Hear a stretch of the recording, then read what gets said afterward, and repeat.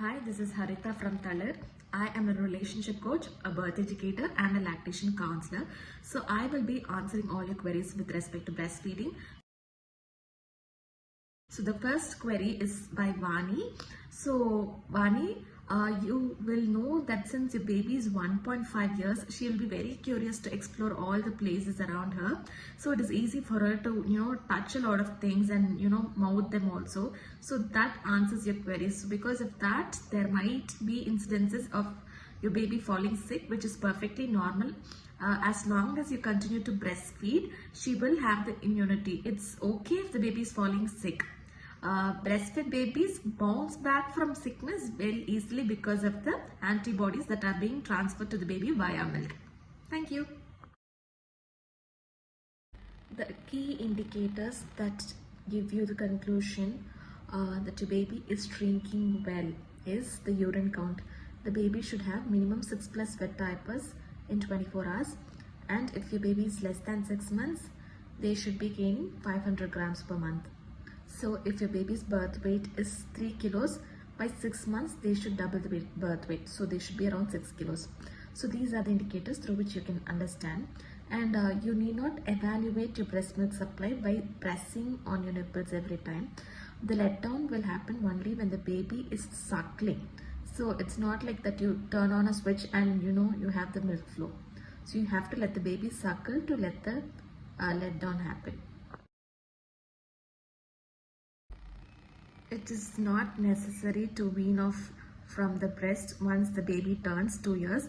As long as the mother and the baby dyad are feeding comfortably, you can continue to feed.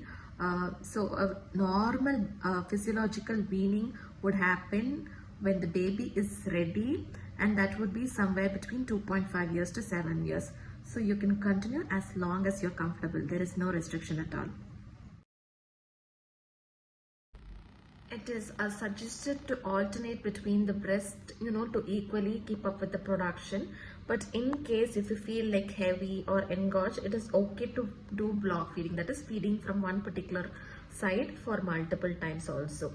When it is done, occasionally it will not affect your supply. If your newborn is taking feeds for at least 10 to 12 times in a day, and the urine count is minimum 6+, and the weight gain is also fairly okay, then it is okay to not wake the baby and let the baby feed on demand. It's completely fine.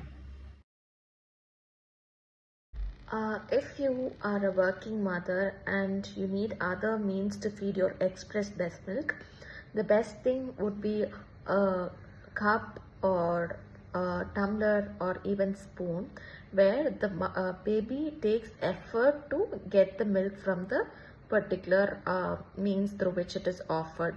Bottles is something which we are not keen because it can hinder the oral facial muscle development. But that being said, if the caretakers aren't comfortable to use either cup, spoon or other means, and they're only comfortable with bottles, it's purely the mother's choice. Anything that works for the mother and the baby is okay. Happy World Breastfeeding Week to all the mothers out there. So one small tip to keep up with your supply is let the baby train the breast effectively. So that is, let your baby demand a lot of breastfeeding, feed the baby frequently, so that there is a lot of training and there is a lot of supply also built according to the needs. And it's important for the mother to be stress-free, because the major impactor of the letdown can be the stress hormones also. If the mother is stressed, probably it can affect the letdown. And with respect to nutrition, it's important to consume good amount of fluids and a wholesome nutritious meal where all the fruits, vegetables, probiotics, prebiotics are all included. Also, it's also very important to bond with the baby during the breastfeeding. It need not be a very lonely journey. You can talk to the baby, sing to the baby, probably joke about a lot of things. The baby is listening to you guys. Yeah.